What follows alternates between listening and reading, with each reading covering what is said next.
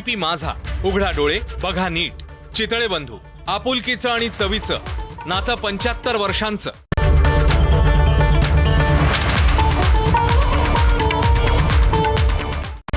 Headlines brought to you by Chitale बंधू.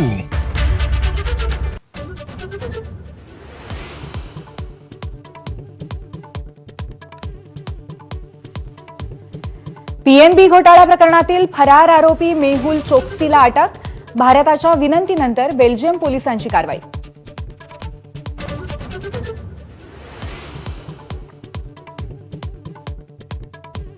नागपुरात चारित्र्याच्या संशयातून doctor पत्नीची डॉक्टर पतीकडनं हत्या. आरोपी पती आणि दिरालाही अटक.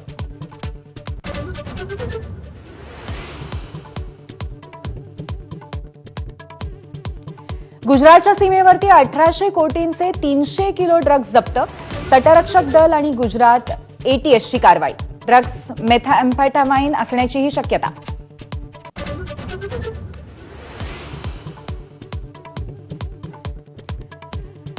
कर भरण्यामध्ये महाराष्ट्र नंबर 1. मार्च 2025 पर्यंत एकट्या महाराष्ट्रातनं तब्बल 1.39 कोटी लोकांनी इन्कम टॅक्स रिटर्न भरला.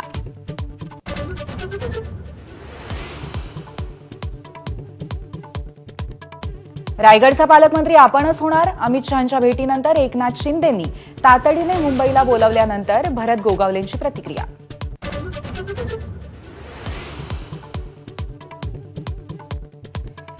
टँकर असोसिएशनच्या संपामुळे मुंबई महापालिका ऍक्शन मोडवर. आपत्कालीन व्यवस्थापन कायदा 2005 लागू.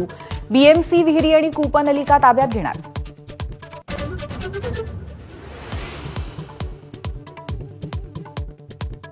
नागपुरातल्या खासगी प्राथमिक शाळांमध्ये 580 बोगस शिक्षकांची नियुक्ती करून सरकारला कोट्यावधींचा गंडा. महाराष्ट्र राज्य शिक्षक परिषदेकडनं एसआयटी चौकशीची मागणी. आतापर्यंत 5 जण अटकेत.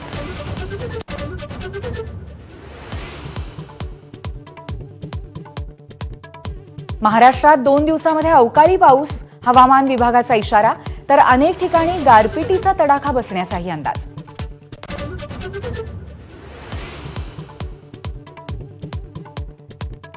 भारतरत्न डॉक्टर बाबासाहेब आंबेडकरांची आज 134वी जयंती. राज्यभरामध्ये विविध कार्यक्रम. तर अभिवादनासाठी भीम अनुयायी चैत्यभूमी आणि दीक्षाभूमीवरती दाखल. सुप्रिया सुळेंकडूनही अभिवादन.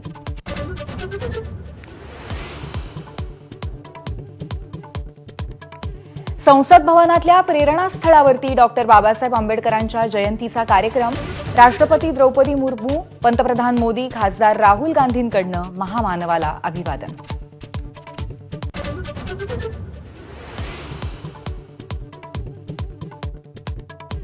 चपळ क्षेत्ररक्षणाच्या जोरावर मुंबई इंडियन्सचा दिल्लीवर 12 धावांनी रोमहर्षक विजय. शेवटचे 3 फलंदाज सलग 3 चेंडूंवरती धावबाद. दिल्लीचा यंदाचा पहिला पराभव तर मुंबईचा दुसरा विजय.